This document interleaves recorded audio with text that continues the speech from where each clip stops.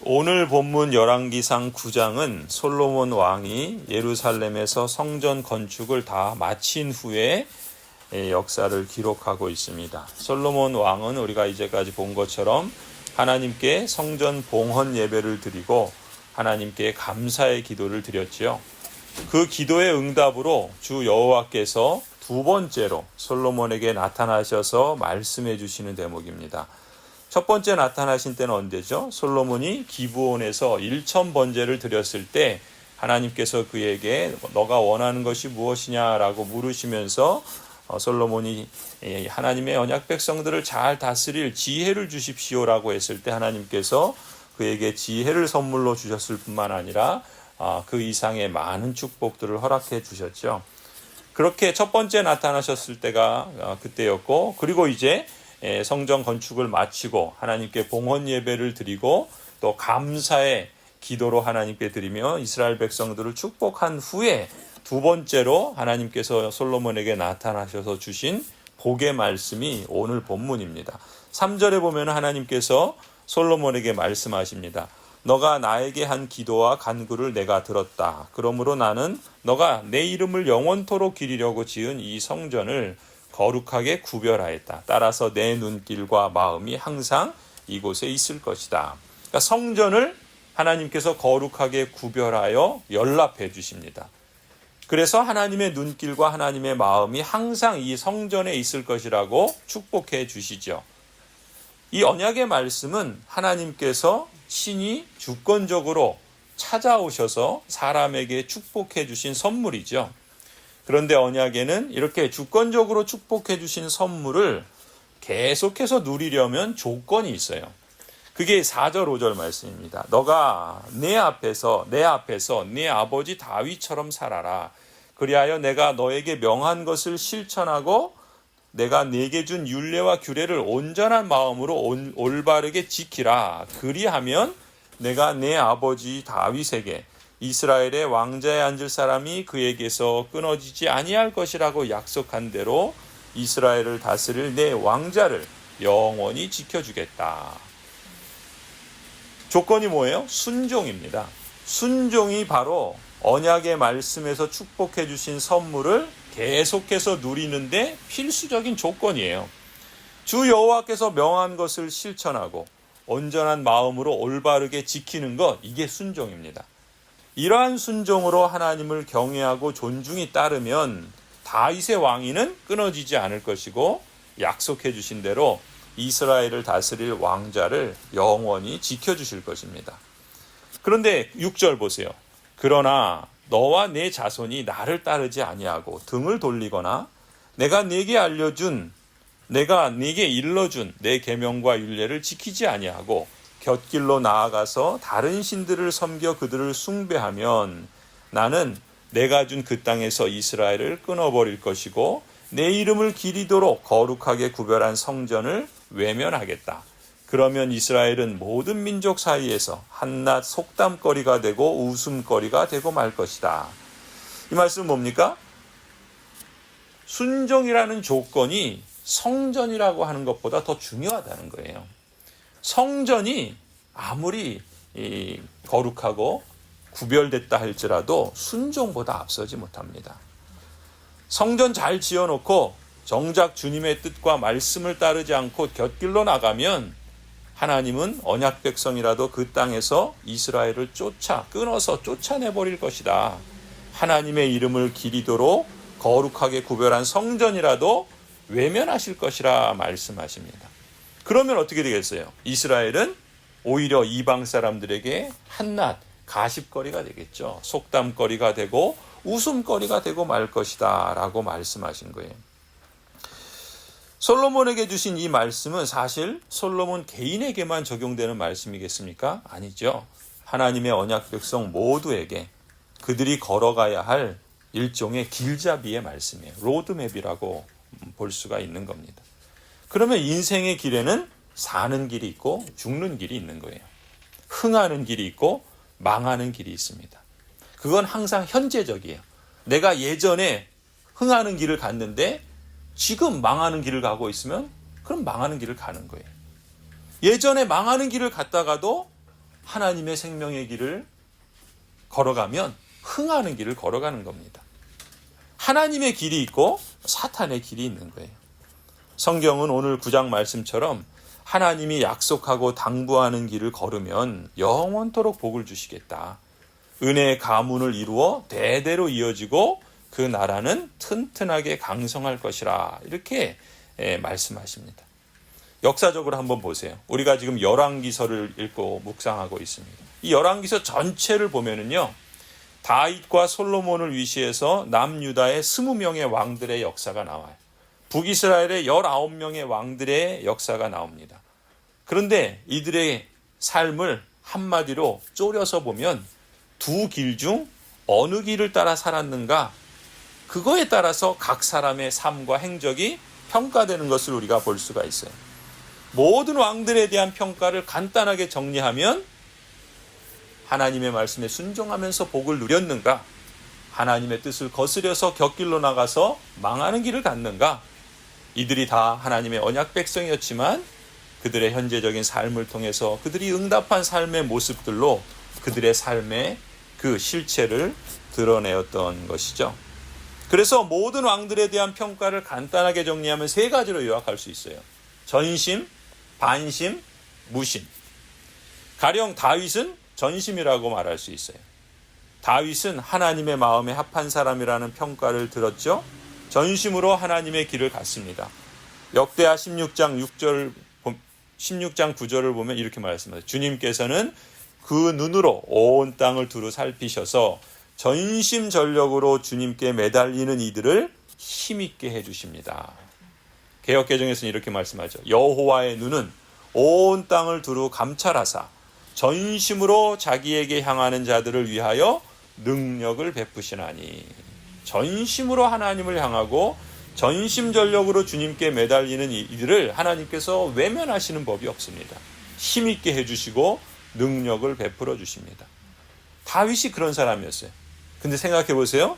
다윗에게 죄와 허물이 없었습니까? 아니죠. 근데 어떻게 다윗을 전심이라고 말할 수 있죠? 우리가 아는 것처럼 밧세바 사건을 보세요. 우리 인생에 그런 죄를 범할 사람들이 없을지도 몰라요. 그러면 우리가 다윗보다 더 나은 것이 아닌가? 또 다윗은 인구조사와 같이 중간중간 갈팡질팡하는 그런 때도 있었어요. 그럼에도 불구하고 다윗을 두고 전심이었다라고 평가합니다. 무엇 때문에 그렇게 말씀하실까요? 다윗에게는 소위 말하는 회복 탄력성이라는 게 있었던 거예요. 회복 탄력성은 뭡니까? 실패하고 죄를 짓고 무너지고 넘어져도 하나님 앞에 철저하게 회개하는 거예요. 그 길을 반복하지 않는 겁니다. 그 죄를 다시 범하지 않는 거예요. 그리고 그것에 대해서 죄를 뉘우치고 하나님께 용서를 구하고 더 나아가선 하나님이 기뻐하시는 길을 적극적으로 그야말로 전심으로 쫓아가는 것이 회복 탄력성이라고 말할 수 있어요. 철저한 회개를 통해서 다시금 하나님을 향한 마음의 자세로 회복했던 것이죠. 그걸 보고 하나님께서 전심이라고 말씀하시는 것이죠. 한편으로 다윗의 그런 허물들을 보면은요, 우리 같은 그리스도인들이 사실 어떻게 하나님의 길을 전심으로 걸어갈 수 있겠습니까? 사실 포기하고 싶을 때가 많잖아요. 내 모습을 보면. 그럼에도 불구하고 다윗을 보면 또 다른 한편으로 나도 갈 수 있겠구나라고 하는 그런 용기를 우리에게 부여해 준다고 믿습니다. 다윗이 무결점의 사람으로 살았기 때문에 전심인 게 아닌 거예요. 세상에 어떤 사람이 그렇게 살 수 있겠습니까? 그러면 애초부터 전심으로 사는 꿈조차 꾸지 못하겠죠. 오히려 죄를 범하기도 하고 허물도 있지만 온전히 돌아서는 거예요. 철저하게 회개하면서 그 회개에 합당한 열매를 맺으면서 살아가는 거죠. 말만 하고 그냥 삶은 바뀌지 않는 그런 거짓된 회개가 아니라 철저한 회개와 그러한 하나님을 중심으로 또 하나님을 인정하고 또 죄를 죽이고 하나님의 선을 행하며 합당한 열매를 맺으며 살 때 연약한 인생이라도 얼마든지 전심으로 살 수 있다는 것을 우리는 다윗에게서 보여주는 거죠. 그런 점에서 다윗은 우리에게 위로가 되는 겁니다. 또한 우리에게 용기를 하나님께서 주시는 줄 믿습니다. 반면에 반심이 있어요. 반심. 솔로몬 왕이 딱 그런 케이스예요. 아사 왕이 이제 우리가 열왕기에서 보겠지만 아사 왕도 그렇습니다. 솔로몬은 우리가 아는 것처럼 하나님께 일천 번제를 드리며 지혜를 구하고 성전 건축을 할 때만 해도 전심이라고 볼 수 있어요. 그런데 솔로몬이 어떻게 됩니까? 자기의 업적을 자랑하려고 합니다. 그런 마음 때문에 말씀의 길을 따르지 않고 곁길로 나가요. 그리고 더 어떻게 합니까? 무수한 이방 여인들을 첩으로 후궁으로 삼습니다. 이방 신까지 인정하면서 망하는 길을 갑니다. 아사 왕의 역사를 우리가 보게 될 텐데 아사 왕은요 35년까지는 전심으로 여호와의 길을 따라갔어요. 그래서 하나님께서 평안을 주시고 그 나라가 강성하게 했습니다. 그런데 말년이 되니까 마음이 바뀌어요. 하나님의 은혜를 자신의 능력과 자신의 힘으로 된 줄 착각하면서 하나님을 의지 않고 사람을 의지합니다. 하나님의 말씀을 아멘으로 받지 않고 말만 그렇게 하면서 오히려 그 말씀을 전하는 선지자를 옥에 가둬버립니다. 결국 어떻게 돼요? 병이 들어버립니다. 위기를 맞아요. 그때 어떻게 돼요? 아사가 하나님께 간구하지 않습니다. 세상 사람들이 가는 그 길을 선택하고 따라갑니다. 반심이에요. 처음 신앙을 가질 때 오직 하나님만 바라보았던 것처럼 그 초심을 지켜야 합니다.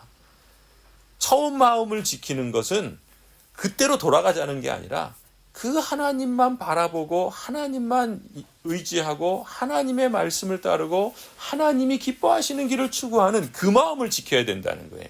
옛날이 좋았는데 그런 걸 초심이라 그러지 않습니다.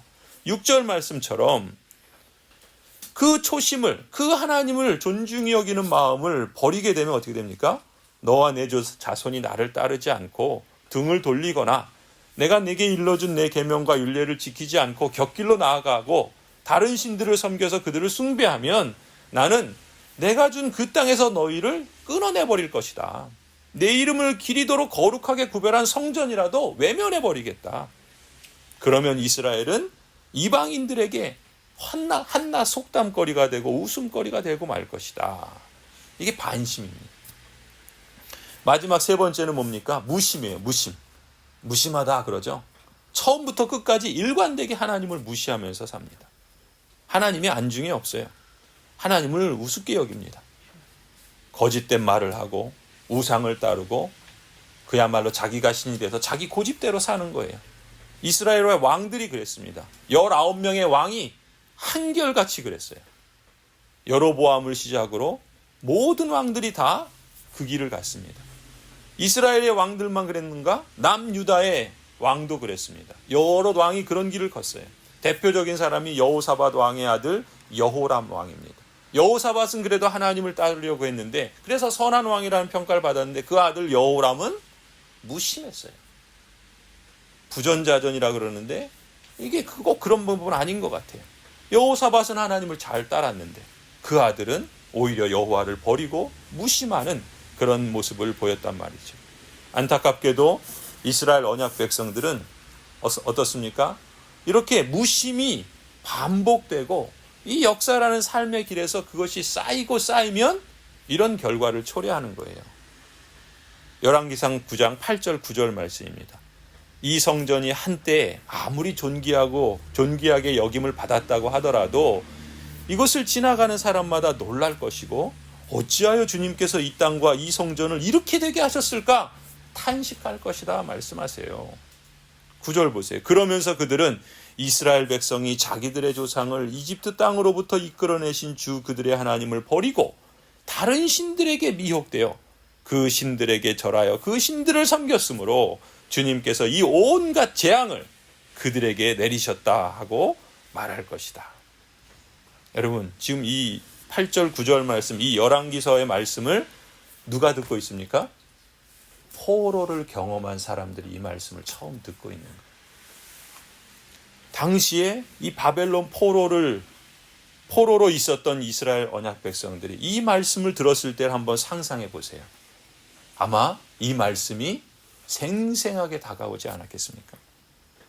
여호와께서 솔로몬에게 두 번째로 나타나셔서 말씀하신 이 언약의 말씀이 열왕기서 나머지 부분들에 기록된 왕들과 이스라엘 언약 백성들의 역사에 그대로 실현된 것이죠. 그들의 흥망성쇠, 그들의 배교와 개혁, 그들의 보상과 형벌을 이해하는 일에 이해하는 일을 평가하는 열쇠 역할이 바로 오늘 이 8절 9절 말씀인 거예요. 포로 시대를 겪었던 이 포로 후기의 언약 백성들은 왜 그들이 포로로 끌려오게 되었는지에 대해서 지난 역사를 통해서 알게 되었을 것입니다. 그들의 마음은 그 역사를 통해서 무엇을 배워야 했을까요? 그렇다면 여러분은 어떠십니까? 전심입니까? 반심입니까? 무심입니까? 이러한 하나님의 평가는 우리의 생애 전체를 두고 평가하실 것입니다. 아니, 우리의 1년, 2023년을 두고 평가할 수도 있어요. 아니, 이번 한 주간을 두고 평가할 수도 있고, 아니, 오늘 하루를 두고 평가할 수도 있어요. 그러니까 오늘이라고 하는 매일매일의 삶이 중요한 거예요. 그래서 히브리서에서는 오늘이라는 말을 아주 강조합니다. 우리의 생애 처음부터 우리의 생애가 끝나는 마지막까지 초심을 잃지 않고 오직 주님께서 지시하신 대로 우리 모두가 전심전력하면서 살 수 있기를 소원합니다. 여러분, 혹시 어제라는 시간에 혹 실패를 경험하고 낙심을 경험했다면 오늘은 이 순종의 약속을 마음으로 받으시고 하나님과 동행하시기 바랍니다. 그러면 언약에 신실하시고 인격적이시고 자비로우신 하나님께서 여러분을 새롭게 해주실 것입니다. 새 생명의 길로 다시금 인도하시며 풍성한 은혜를 베풀어 주실 줄 믿습니다. 반대로 어제라는 삶의 시간을 승승장구하면서 순탄한 삶을 살고 있다면 불순종의 경고를 잊지 마십시오. 겸손하게 하나님만을 자랑하고 하나님의 복주심에 감사하시기 바랍니다. 다시 한번 강조해서 말씀드리건대 순종이 성전보다 중요합니다. 성전이 순종보다 앞서지 않게 해야 합니다. 그러면 하나님께서 언약의 말씀대로 지속 가능한 축복을 우리에게 풍성히 내려주실 줄 믿습니다.